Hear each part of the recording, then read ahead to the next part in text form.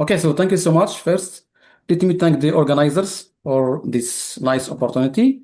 So today I will present our joint work with Professors Asai, Bojaiko, and Yoshida on a Poisson type operator deformed by generalized Fibonacci numbers with its combinatorial moment formula.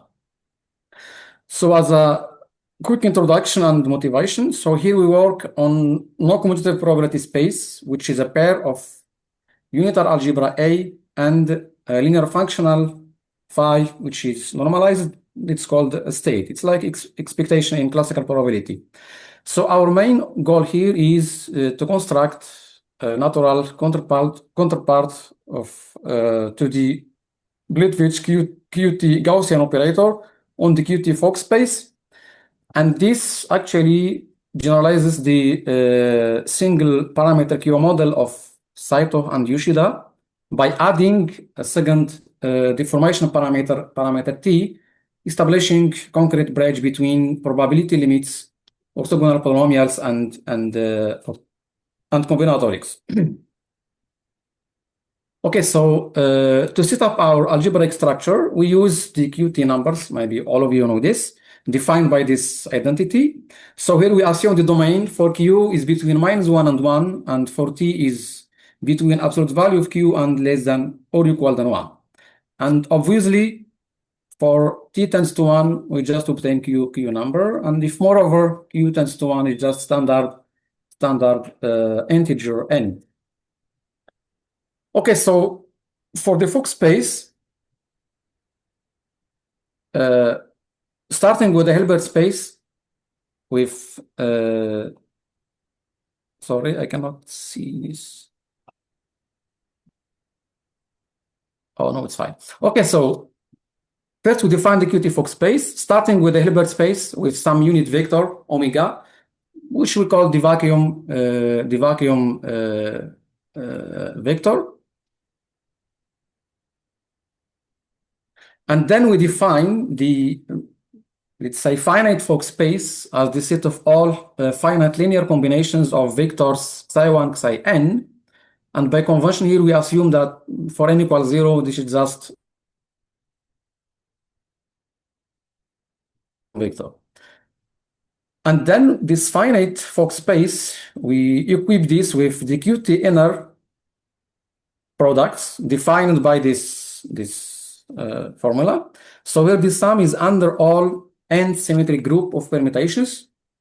And here I, in this power of Q over T, I is the number of inversions of the permutation sigma.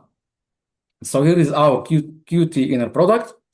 And then completing this finite Fock space associated with respect to this QT inner product, we define our QT Fock space as this direct sum of Hilbert space, of course, with respect to this QT inner product. So then on this QT Fock space, we define the standard, of course, standard operators, creation and annihilation operators. So for a fixed vector psi, the creation operator acts on this simple tensor as follows. So we just add this vector on the left. And annihilation operator is just the adjoint of creation operator. And one can check easily that the action of annihilation operator on the simple tensor is given by this identity. And this notation means that we should remove this psi k from the tensor product. So it depends on this sum. So we are summing from 1 to n, and we remove exactly the psi chi from the tensor.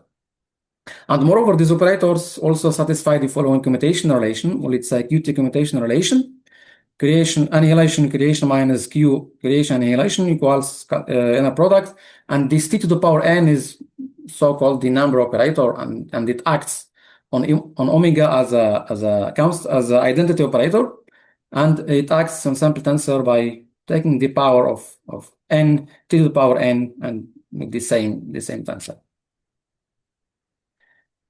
Okay, so let me also recall this very basic facts in orthogonal polynomial. We know that the very probability measure, of course, with finite moments gives sequence of orthogonal polynomials which satisfy this three recurrence formula. And details denoted by mu pm to be the probability measure of the binomial distribution, which is given by the equation 1. Here, this is the Lebesgue measure, and delta is the Dirac mass at S equals K. And of course, we know that the orthogonal polynomials for binomial distribution are called Kravchuk polynomials, given by these Jacobi parameters alpha and omega. So here the idea is, as you can see for these Jacobi parameters, so we want to replace this integer in these Jacobi parameters by qt number. So here for alpha we have this n, and for omega we have this, let's say, n minus 1, if you take minus as a factor.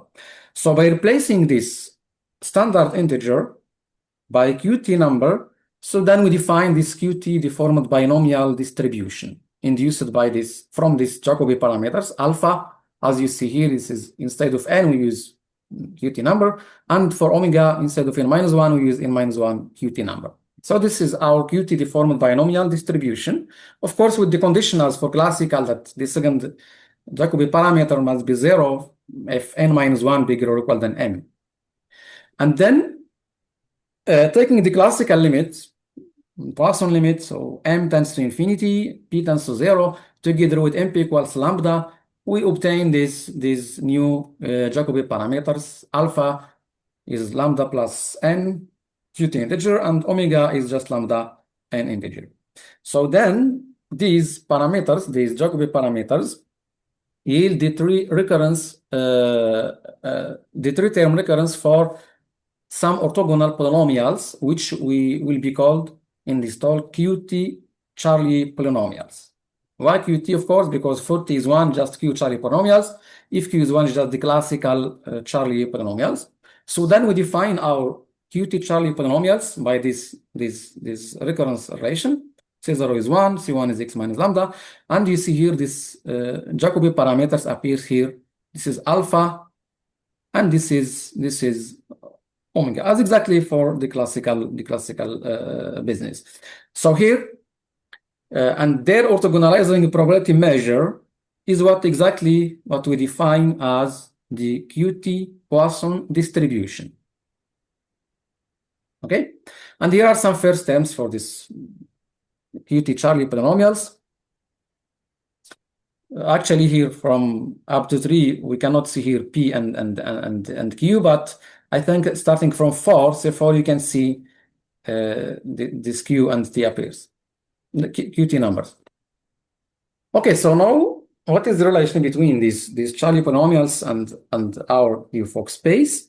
Let us now move to this q Fock space. It was defined before, but precisely to one mode Fock space. So instead of working with xi1, xi2, xi(n), we only work with xi, okay? And in this case, the action of creation and annihilation operator is as follows. So annihilation operator acts is like qt derivative. So here we take n, but n qt number, and we just subtract -1 in the top. The creation, we just add 1, just like multiplication operator. And moreover, we define this operator, creation annihilation. So first we annihilate and then create, and we call this qt number operator.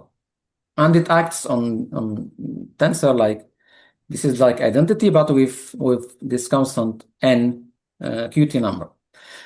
We then define our main operator in this talk, which is qt Poisson operator, as you know, in classical also. So we take number operator plus some constant, let's say square root lambda, and this is Gaussian part, creation plus annihilation, and then plus lambda times some identity operator. And one can see this operator as a random variable, or let's say no commutative random variable. Okay, so what is then the relationship between these operator P and our orthogonal polynomials, or qt Charlie orthogonal polynomials? The relation is that the action of these polynomials on this operator is exactly this constant square root lambda to the power n xi n tensor, which means that the distribution for this operator P is precisely, of course, with respect to the vacuum expectation, as defined here. So we take phi as omega in the Qt inner products, is precisely the Qt Poisson distribution. You can check this. You can take, for example, here Cn and Cm, apply it here. So this will be 0 if n different than m. So then this is exactly the Qt Poisson distribution. Okay, so now the next question. So we have this Qt Poisson operator. So what is then the moment sequence of this operator in this Qt Fock space? So to express the moment sequence of this operator, let me first, of course, here combinatorially. So we express here the moment sequence using partition statistics. So we denote by Pn the set of all partitions of n. And if you have two elements, let's say E and F, we say that F follows E, F is bigger than E, and F belongs to the same block as E. And moreover, there is no element of this block in between E and A. So in this case, we say that F follows E. So then we define these two notions. The first one, restricted crossing. What does it mean? So if you have a quadruple ABCD, let's say of elements in 1 up to n, is said to be restricted crossing of pi f c follows a, which means c is bigger than a, in let's say in some block of pi, and d follows b in another block of pi. And then we denote by RC the number of all restricted crossing of pi. Similarly for restricted nesting, so a quadruple ABCD is said to be restricted nesting. If D follows A, D is bigger than A in some block of pi, and C follows B in another block of pi. And then we denote by Rn the number of all restricted nesting of pi. Okay, maybe I have here some example to see how this restricted crossing and nestings look like. So let us take, for example, the partition pi with 4 blocks and 10 elements. So the first block is blue 1, 1, 3, 4, 7, and the second block red 1, 2, 5, 10, and the third one is green 1, 6, 9, and the last one is just singleton 8. So here the restricted crossing is 4. As you can see, the first crossing is between arcs 1, 3, and 2, 5, and so on. The second one is between 4, 7, and 2, 5, and the next one is 4, 7, and 5, 10. So the restricted crossing is 4. On the other hand, the restricted nesting is just 2, which is given in by these two pairs, 2 arcs. The first one is 2, 2 and 5, 3 and 4, and the second one is 5, 10 and 6, 9. Okay, so the restricted nesting here in this partition, this example is just 2.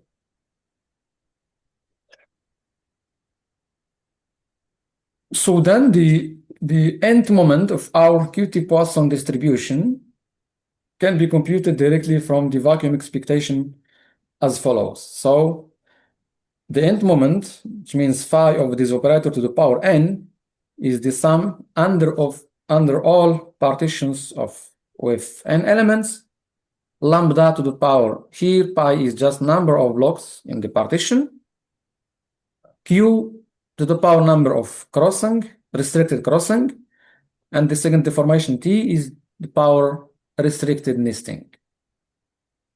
Okay, so this is combinatorially the moment sequence of our operator, so-called Qt Poisson operator.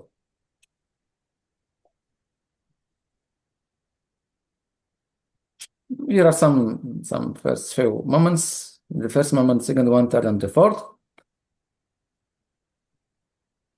Okay, so and finally, applying the Freiloth's combinatorial theory of continued fractions, one can see that the moment generating function of this measure as infinite sum of moments z to the power n has exactly the following continued fraction expression.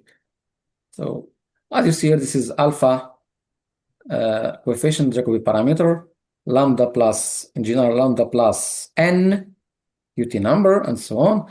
And here is just alpha gamma coefficient. So it's lambda n Q integer. So n is 1, 2, 3, and so on.